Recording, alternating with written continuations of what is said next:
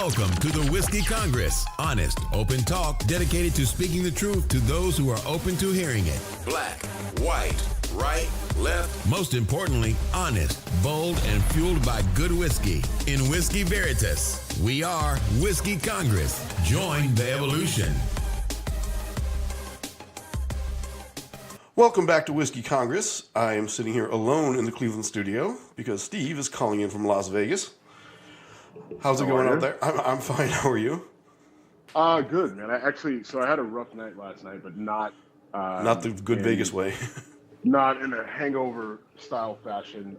Got some bad calamari at the restaurant we went to, and it did a number on me. So I took it easy last night, but I feel like a new man today, and so there's a hockey game. The Las Vegas Golden Knights play, and then Manny Pacquiao is fighting at the MGM Grand, which I'm not going to the fight because tickets are $300 for a seat in outer space. Really? Yeah, they're. I mean, we looked at them, and the cheapest ticket we could find was like $300, and it's a terrible view, and my vision's already not good, so that's not going to work. But we'll just go down and be in the general vicinity of the fight and all that stuff. So it'll be a good time. There should be some serious energy going around. Yeah. I'm excited about it. So that'll probably yield a different type of rough night story. Right, the good kind of rough night story. Yes. Before we get into anything else, want to do a prediction on the fight? It probably ends up going the distance, and I think it ends up being a decision in favor of Pacquiao. Like Adrian Broner doesn't really have knockout power, but Pacquiao doesn't either. And I think the only way I think it ends. I think there's a chance that Pacquiao could maybe take down Broner just based on conditioning. Right, like you get into the, 8th, 9th round, and I think Pacquiao may be a little bit better conditioned than Adrian Broner. He may be able to catch him while he's tired, but I don't think that'll happen, and I think it ends up being a judge's decision for Pacquiao.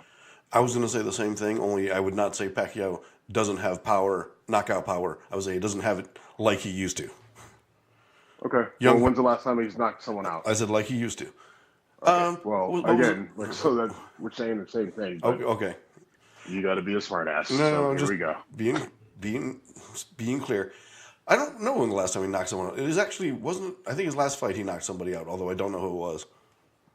Because I think it was his first knockout in 9 years in his last fight.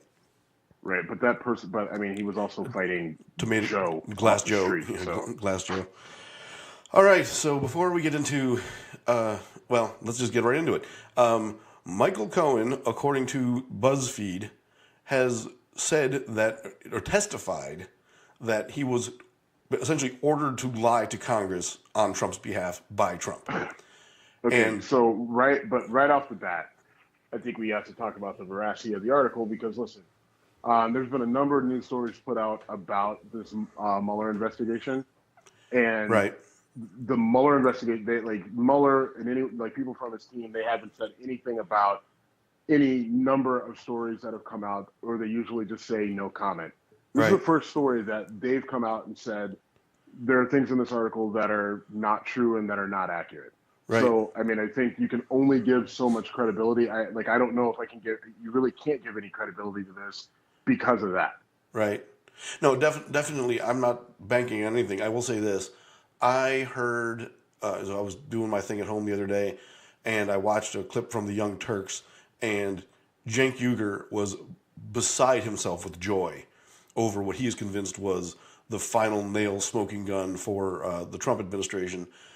Bill Maher, to his credit, talked about it last night, but was reserved about it, basically saying if this is a smoking gun. If this is accurate, then we must impeach. And his panel, including Barney Frank, said, "Don't bother. It's not worth it. He won't be convicted, and all you'll do is fire up his base for 2020." And when Barney Frank is saying that, that tells you something. Well, yeah, I mean, and it's just, I mean, it's what I've said all along. Like, I mean, one, again, we don't know that. Like, this doesn't seem something stinks about this because, like I said, the Mueller team hasn't said anything about a number of things that have been reported. But this, they come out and deny and say, listen, this isn't accurate or this isn't true. So you start with the veracity of the whole topic, and that should kind of be the end of it. But going back to impeaching Trump, I've said all along that unless you have a videotape of an actual videotape where it's him and Putin in a room or some high-ranking Russian official in a room plotting and scheming, the takeover of the United States, short of an actual smoking gun and proof of some of the things that he's been accused of, you can't. It's just a bad play politically to do it. All it's going to do is exactly what you just said: fires up the base. It drives an even deeper, longer line in the sand, and it just all it does is causes more problems than it solves, and it doesn't. It ends because Trump wouldn't be impeached. They wouldn't convict him. It obviously creates a division amongst that already exists. It just makes that division wider, and it sets it up so that Trump gets reelected again in 2020. That's all it does. Well, speaking of which, I mentioned I was watching Bill Maher last night. His opening guest was John Kasich, who made it very clear that he is still not happy with the Trump administration and that he is exploring the possibility of running as a Republican in 2020. Now, I don't know. I mean, he basically said he won't run unless he's convinced he's going to win. And I don't know what appetite the Republican Party will have for a primary. My guess is none. But it's interesting that a guy with the potential impact of John Kasich could have. Now, having said that, I'm talking about a potential impact of a guy who got like 3% of the primary vote in 2016. I don't know why this infatuates you so much. I'm a huge John Kasich fan. Okay, and I get it, but I guess I don't get it because there's no way that he could win, right? Like, I mean, I think maybe he's putting feelers out there, but I mean, you just referenced the fact that he only got 3% of the primary vote last time around. He does not move people at all. Republicans really aren't a big fan of him because Trump has taken over the Republican Party for the most part, and so because he hasn't backed Trump, like a lot of the people that would have likely voted for him in the past view him as a traitor, and so he's not going to steal anybody away from Trump. I don't think that you would get. He's not going to get any people on the progressive left to vote for him. He's not a type where you're not going to see anybody on the left make the move to say, all right, let's throw our support behind this guy because this guy can get Trump out. Right? Like, I disagree with that. Well, Bill Maher did it yesterday. Yeah, but I mean, Bill Maher, like, you'll get some loud voices, but it's not going to be the masses. I mean, like, there'll be a lot of people who yell and scream a lot, but ultimately, like, you're not gonna see the numbers shift to the point where he would actually be successful. So, I mean, I think it's a pipe dream. I think it's something that people who really just like Trump love to hang on to the idea of it. But I mean, he'd be walking into a bloodbath, like, just plain and simple. Like, he would get annihilated, and it would pretty much be over before it began. And I think he knows that. Which is why he put the disclaimer in, I'm only going to run if I can win. And in about 2 months, he'll go ahead and say that he's not going to run. We can put a wager on that. I think he will be relevant up until the end of the year. Sure. And what's that? Sorry, I almost did something terrible. Okay. On my end. Don't worry. Okay. I thought you said bullshit. I'm like, okay, you disagree with me if you want. Anyway, I'm a fan of John Kasich just because I think he's got the right experience. He's very secular. He's not one of these guys who wants to wave his religion in your face and act. He's basically the total not Mike Pence. He's logical, secular. I don't know. I mean, I don't think you remember when John Kasich was on Fox. He was a very put his religion in your face sort of guy, and he's not very. I mean, maybe he's mellowed some, saying Trump and disagreeing with him. So maybe he himself has come back to the middle over the last couple of years. But again, he's just not the guy. He doesn't have the look. He doesn't have the demeanor, and his politics aren't great on anything. So there's not going to be a mandate for him. Well, I mean, okay. I would say that his calm demeanor is maybe going to be reviewed as a refreshing change after what we've seen for the last election cycle. Well, we'll do two things. One, we'll bet. All right. Since I'm in a betting mood because I'm in the land of betting. Let's bet on if he actually runs. And then from there we can bet on margin of defeat afterwards if he does decide to run. Okay, we can straighten that out when you get back to town. The other story that got a lot of play this week, and this is exactly what's wrong with our media. Well, one of the many things that's wrong with our media. So the Clemson Tigers won the national championship. They went to visit the White House, and because the White House kitchen staff is furloughed, they got an array of fast food and pizza, which is hilarious to me, but it's completely not newsworthy. I mean, it's something that you and I should have a blast laughing about at a bar, and the fact that he misspelled hamburgers also really funny. But if it was 2 minutes on the news one time, or 2 minutes of the 24-hour news cycle, I'd say fine. It's funny. It's typical.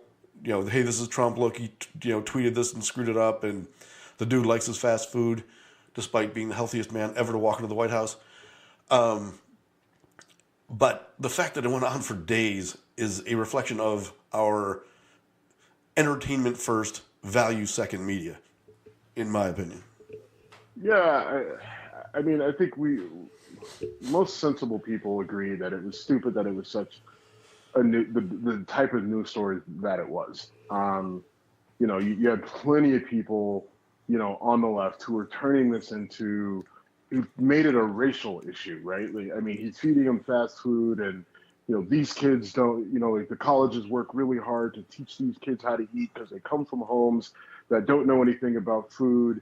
And then the president derails it with this fast food meal. Like, come on, that's a bit of a stretch. It's insane. There were people out there who were literally throwing this garbage out, and it goes to just the media's disdain for Trump and their thirst for finding flaws with this guy, to amplify them and put it out just because he's so in their face, right? And right. I think that him calling the media the enemy of the people, I think it's dangerous. I think it's, but to his point, this is the type of shit that he's talking about. And this is the sort of thing where the media can't get out of its own way.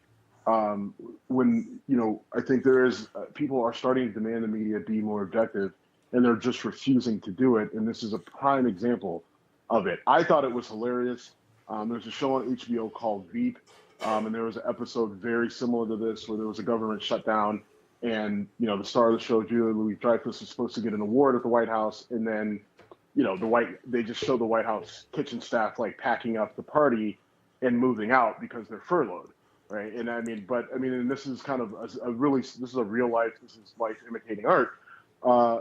But that's kind of where it stopped for me. Like, I didn't care. These kids they're college kids. People act like these kids have never seen a hamburger before, and it's going to completely disrupt their, master right. DNA. Like, it's insane. Like, these kids, I probably fast food twice a week. I played on a Division I college football team, and yes, we did have special places to eat, and we had prepared food and everything else. But, we also got on Friday night before the game, like after we ate a very delicious prepared meal, they would deliver pizzas to our hotel room to make sure that we had a reason to stay in our room and didn't try to sneak out. I mean, we got Domino's everywhere we went, except for one time we had to get Pizza Hut. I mean, let's not. I mean, it's insane to think that these kids, I mean, like, especially, have you seen some of the linemen on that Clemson team? Like that's not all Whole Foods and Sprouts and they're not strangers to a Big Mac, that's for sure. Right. So I mean, it wasn't that big of a deal, and it was funny. Anyway, go ahead. The funniest thing about it was I was listening to a local radio show, and they said that the gravy boats were filled with McNugget dipping sauces, and one of the co-hosts on the show thought that someone had to tear the tops off of each of the packets and pour them into the gravy boats. In fact, just packets were strewn in there, but I thought that was the concept of someone tearing the top off a sweet and sour sauce and pouring it into a gravy boat for chicken McNuggets was hilarious to me. Well, yeah, and we've long determined that your sense of humor is not good. So you're entitled to your incorrect opinion. Once again, Jim stands alone. I do not. I'm a funny guy, and I know it. Anyway, so did you see the Gillette ad? I know we talked about it, or I saw you wrote something about it, and I assume you saw the whole thing. And go ahead with it. That was badly delivered. But I mean, not only did I write something about it, I put the commercial, I embedded the commercial in the story that I wrote on. I flubbed the segue. I get it. So, yeah, I saw it, and I think that there was a stir about it. I mean, I think first of all, I don't like corporations doing these PSA announcements that they do. I mean, Nike did it with Colin Kaepernick. Gillette is doing it here with this Me Too commercial. I've just never been a fan of, corporations saying, this is what you should do. This is how you should feel, right? Like, I just feel that they should just sell me your product and let me figure the rest out on my own. But that being said, like, this commercial, it was just a commercial. And, there are people who a lot of your conservative white men are all up in arms about it. James Woods is all over Gillette saying he's throwing away all his Gillette razors, and the whole thing against toxic masculinity, the pushback, and now there's a war on men, and all these men are claiming to be victims and feeling that they're being specifically called out. And I guess to my point, first of all, the commercial, when you watch it, it's usually men checking other men, and I think that is something you can't ignore, right? I mean, I think we can't ignore that there's an issue with the way that people behave, right? I mean, you have how many counts of domestic violence and how many counts of rape, I mean, that we know of, that doesn't even include what's not reported. So there is an issue with certain men who are behaving very badly. And when you see some of the, warning signs of that behavior, I think that those men need to be checked, and they need to check themselves. I don't think there's any issue with calling that out. If you see, a little boy, a group of little boys chasing one boy and they beat the kid up, which happens, that sort of behavior needs to be stopped, right? That's not okay. That's bullying. That's the exact definition of bullying. And that shouldn't be allowed to happen. And that boy getting beat up by other boys doesn't make that kid a better boy. To the people who are defending that sort of behavior, it'll teach the kid to be tough. Like, no, that's actually not going to teach the kid to be tough. I think there's no evidence of 5-on-1, somehow that makes that one boy that much tougher. Who knows what it does to him, but it doesn't necessarily mean it's a recipe for the kid to be tough. So I guess I don't really have a problem beyond the fact that I don't like corporations telling us how to feel. At the same time, I don't have an issue with the commercial as a man. That commercial to me wasn't directed at me. I guess it didn't offend me. I just saw it as, this is, I guess, them trying to, show that, hey, we're here for the Me Too movement as well. I think anytime you see commercials like this, they come off a little bit insincere. But to the men out there who feel offended by it and that want to claim their victimhood, those are the guys that you want to tell, just shut up. Because most of the guys who are really complaining about this, most of them are actually good guys, right? They're not abusive. They're not bullies. They treat the women with respect. And they're saying, well, I feel like it's calling me out and I haven't done anything wrong. well, if you haven't done anything wrong, then you shouldn't see it as it calling you out. You should just see it as, hey, if you do see this, then you call it out, right? Then you make sure that you're helping, like you're raising your son or daughter the right way.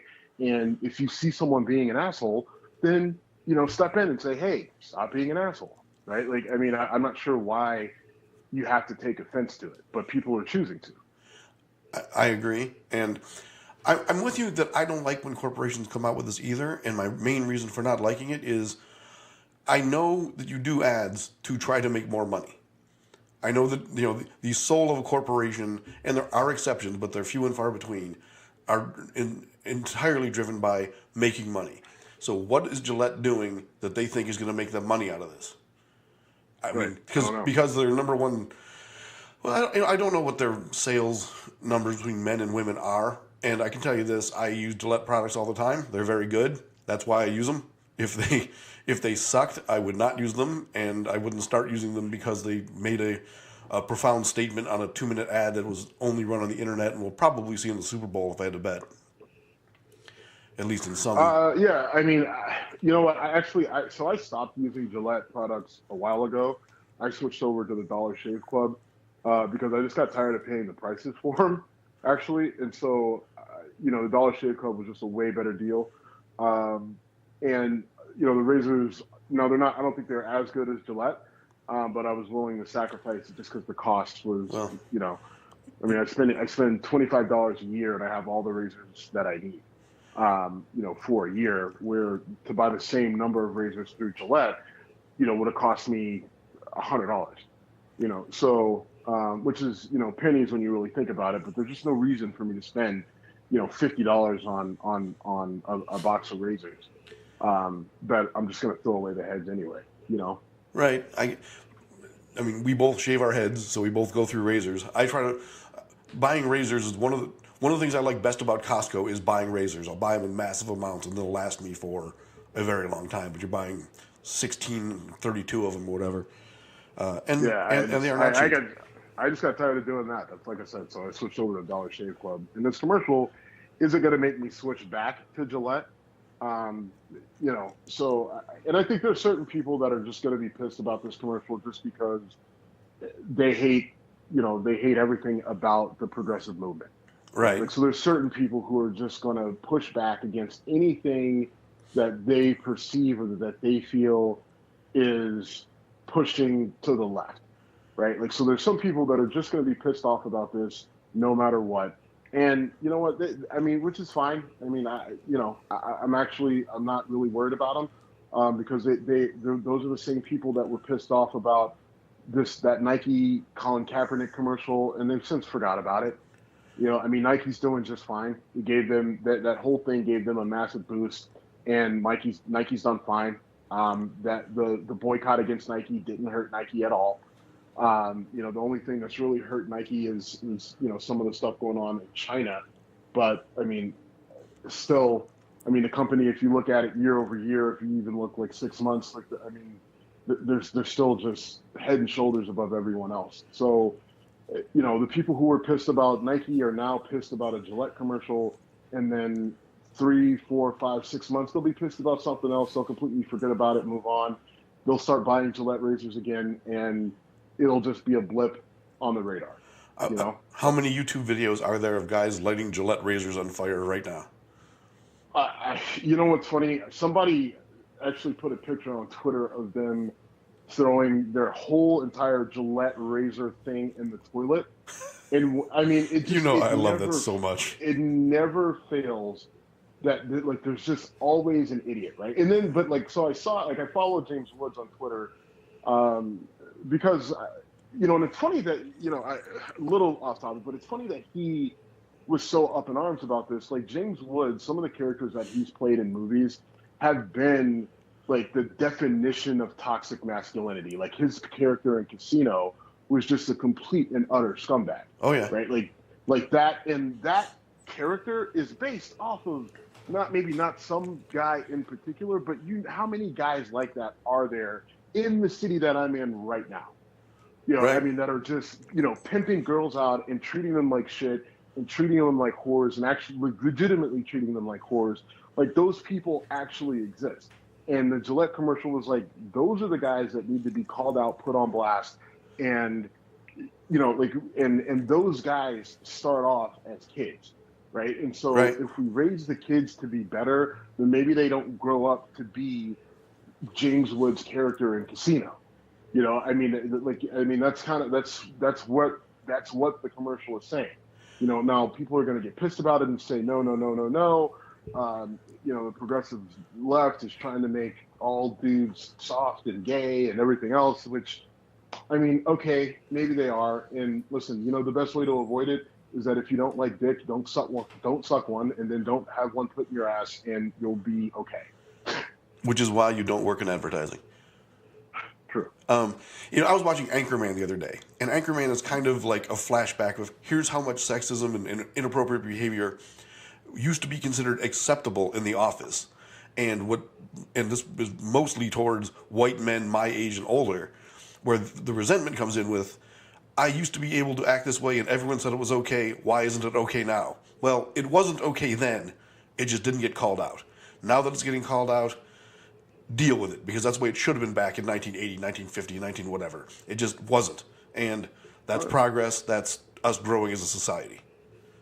Yeah, and that's just it. The whole idea of, why can't I say this and why can't I do this? I should be allowed to say and do whatever I want. Like, okay, well, to a degree you can, but please understand that there's just consequences, and you don't like the consequences. Like, if you want to slap a woman on the ass in the office, then you can. But one, she may turn around, roundhouse you in the face, and knock you out, because just more and more women are taking, you're seeing them involved in self-defense and everything else. And two, you probably lose your job, you probably get sued, and that's just the way it works. So it's real simple. Keep your hands to yourself. And I don't get, the resistance against it. I don't understand why that's such a hard concept for men to understand. I like tits and ass just as much as the next guy, right? But I just would never put my hands on one. You just don't do it. It's about consent and time and place, right?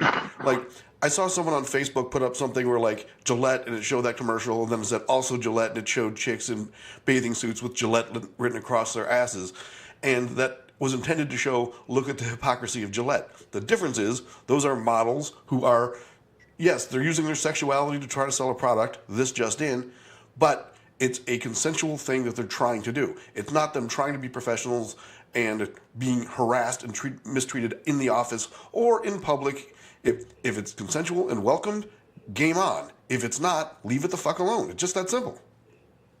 Yeah. And the 40, 50-something white men who are feeling so abused need to quit being such pussies.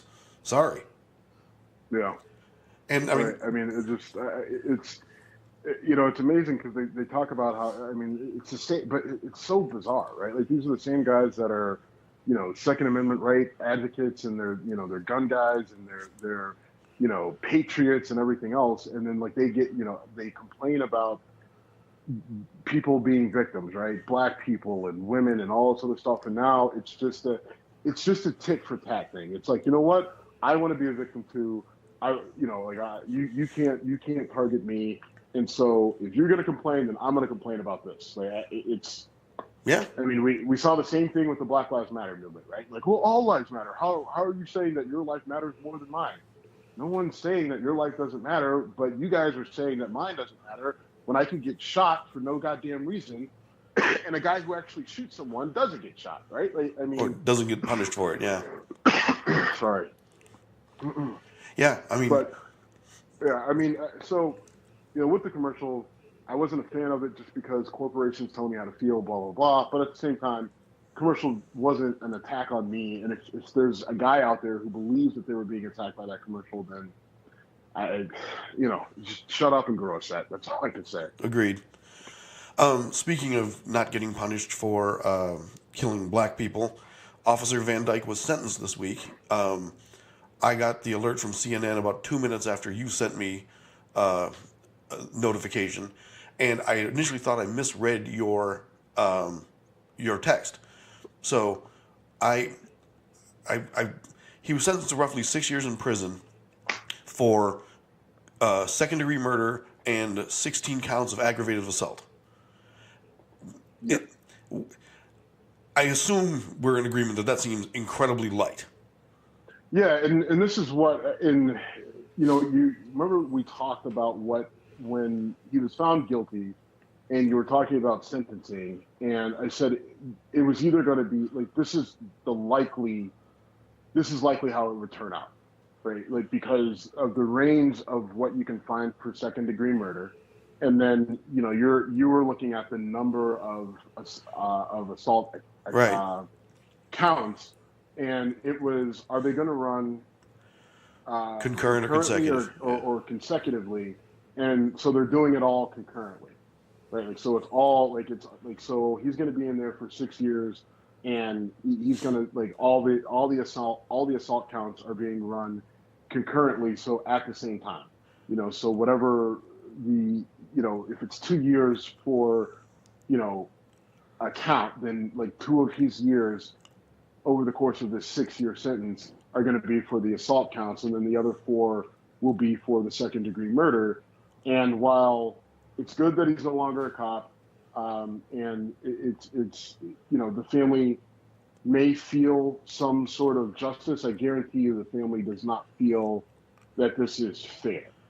Right, because the family is going to look at this and say, my son, brother, cousin, whatever, is gone forever, and this cop loses, the job that he obviously had a connection to, and he's going to go to prison for the 6 years. But after that 6 years, he's going to get some semblance of his life back, and my son doesn't. And I guarantee you that family is going to feel, that they're not going to feel vindicated. There's an empty feeling with this whole thing. And I can't tell you what's right. I can't tell you how that family should feel. I can't tell you if they, should they be happy that he's in jail and was found guilty? They should probably be happy with that, or maybe they shouldn't, because ultimately none of it brings their family member back. Right. I just don't know. There's just nothing that can fill that void that's gone. And the kid had some mental issues, but he didn't deserve to die. And there's just nothing that really fixes it. That's the sad part. We've seen what it takes for a cop to get convicted of a shooting. This one was really, really, really bad in terms of his ability to claim that he was protecting himself or others, and the fact that the charges are what they were and the sentence is what it is. And I don't know how this works, but if he's sentenced to roughly 6 years, does that mean he could be out in 3? I don't know what the I don't know how, it doesn't, so it's not a federal crime, so it all depends on how the state of Illinois how they handle it. I don't know. I don't know if you get a day for a day or whatever it works. So I don't know, and I don't even know if that's on the table. To be honest, I haven't looked at it. So okay. Well, the potential could be there for him to be out earlier, but the judge can also. They can also deny that. So. And I know I'm saying 6 years like it's nothing. I don't think I'd last 6 minutes in prison, but still, it seems awful light given the nature of the conviction. Listen, I think any time in jail, it's enough to change a person, and usually not for the better. Right. So, it's going to impact him. But the question is, what does that do for the family? And I guess, and part of my concern would be, with him getting out, let's say he did get out in less than 6 years. Maybe he gets out in 4 because of good behavior, time served, all that stuff. The one fear you would have is a family member trying to take retribution, Right. And that's something that I think is real in a case like this, because we don't see a lot of police get convicted. And the few that we have seen get convicted, The cop that killed Walter Scott, like, he's going away for a long time. That was just so bad. I mean, Right. he shot the guy in the back, for Christ's sake. While he was running away. While he was running away. But it's amazing that it's got to be that blatant. And that's a big thing about what the Black Lives Matter movement was. A big part of it was, listen, these people aren't perfect, and there's no perfect victim, but there's got to be some accountability for taking someone's life, and it can't just be swept under a rug because the cop utters the words, well, I feared for my life. Right? Like, there's got to be more accountability. We should want more accountability from the people that we task with this giant responsibility of, enforcing the laws. Right? Like, we give them a gun and a badge. And so, having state-sanctioned murder, there should be a higher degree of analysis when that happens. And so it shouldn't just be, well, we'll take the guy off the street, we'll marinate on it for a little bit, and then once all the hubbub dies down, we'll give the guy back his gun and his badge and put him back on the street. Like, there just needs to be more accountability when a police officer takes a life, and especially under circumstances that are highly questionable and on video. Right. Yeah, there's no speculation in the two cases we've talked about. Like, we saw Walter Scott get shot in the back. We saw Laquan McDonald get gunned down while surrounded by police, walking at an angle. And I did see, excuse me, my voice is going. I did see that there are more officers now facing potential charges for the cover-up and things like that. So this case may not be over yet, but with regards to former Officer Van Dyke, we know what happens with him. Yeah. Well. And then there was one other thing that I sent you an article, and it was one of those things that really shook me up because it happened around here. It happened in Toledo. There's a GM plant in Toledo, and a couple of black employees were reporting that they were being, harassed and threatened. And when you read the article, it shows that people were doing things like putting a noose out, like, on display, threatening them with lynching, which obviously has its historical horrors associated with it. Racial insults, racial slurs. The one guy was in management, and I got the impression that it was, kind of a resentment thing. And that speaks to two things in my mind. One, just the general culture of where I wish we weren't anymore as a country, but we're still obviously not where I would hope. And then also, when employees have the protection of a union, where the union views its only job is no one can ever get fired for anything, that creates an environment that if those people exist, they know they can do the shit with impunity, and it's bad. I sent you the article. I don't know if you took the same thing away from it that I did, but that's what I took from it. Yeah, I mean, and so that argument about unions, what a lot of people will say that, listen, because of the protection of the unions, that's why we saw the quality of American cars go down for so long, because the work was poor.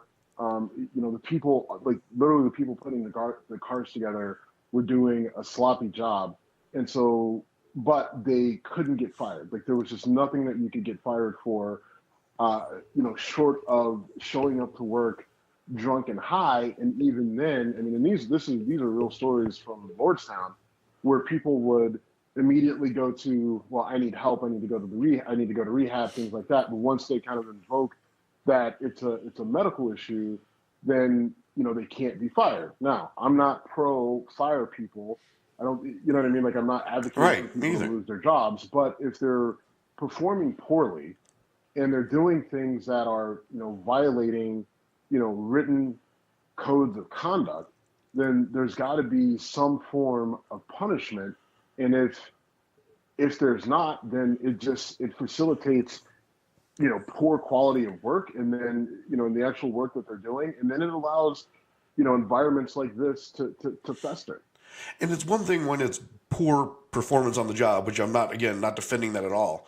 But when there's threatened violence and other, inappropriate behavior towards other employees, I mean, the union should be protecting them too. Right. I used to work in a plant outside of Buffalo, and one of my friends from that job had come up through the GM plant in North Tonawanda. And he told me stories, and these were completely this wasn't me trying to do a deep dive. I didn't seek these stories out. We were having lunch one day and he was telling me about the culture there. And he basically said that because of this, this union culture where people know nothing can happen to them, he said women working on the production floor typically lasted about 3 days because they would get sexually harassed, physically touched in ways they didn't want to be touched, so much, so quickly that they would say, fuck this, I'm not doing it anymore. He told me another story about a guy who, rather than do his job, built a little, like a shack or whatever, to sell, like a vending shack, and he undercut the prices of the vending machines by a little bit. So rather than do his job, he's doing a side hustle selling Snickers and cans of Coke. That guy had a dispute with one of his other coworkers. The other coworker, as retribution, destroyed his vending shack, and neither of them got fired. I mean, come on. I'm not for people getting fired either, especially working class people trying to do a job. But for fuck's sake, how much worse than that can you get? Oh yeah, you could put a noose on someone's workspace. Yeah, I mean, it sounds like there's an overall culture problem, and maybe it's the union, and maybe it's just, but it seems like, a couple of these GM plants have serious culture problems that need to be addressed from the top down, and maybe it's because of the union, or maybe it's just overall oversight. It just needs to be better, right? In terms of the people that are in charge, but is that Toledo plant? Is that one of the ones that's being closed? I don't know. That never helps the culture. But the North Tonawanda stories I was telling you about, you shouldn't need to be told that behavior is inappropriate, even if you know that you can do it and get away with it. You should also have the basic common sense to say this is not appropriate, and yet they don't. So, and we're talking again a small percentage, but the reason the union shouldn't be sticking up for those people is because they are a small percentage and they are violating codes of conduct. And I'm not even calling for a zero tolerance policy here. I'm saying there's got to be some consequence for things like that. There just has to be. Yep. All right. Go ahead. Go ahead. All right. No. I'm good. I'm done. I got it. All right. You're in Vegas. Enjoy Vegas. I will go get my car out, or my truck out from under the 4 inches of snow that have fallen since we started talking. And Are you serious? Wow. yeah, it's slow but steady, but it's coming down. It's going to be a nasty roads, and I got to go do a family thing. But right. But enjoy Vegas, Steve. I'm not jealous at all. Yeah, no, sun is bright, shiny here. It's not too hot. It's about 55 degrees at the moment. So I think I'm gonna go. Actually, I'm gonna go work out. You That's do what that. I'm gonna do. You do that. All right, man. All right. Good talking to you. Well, later. Later.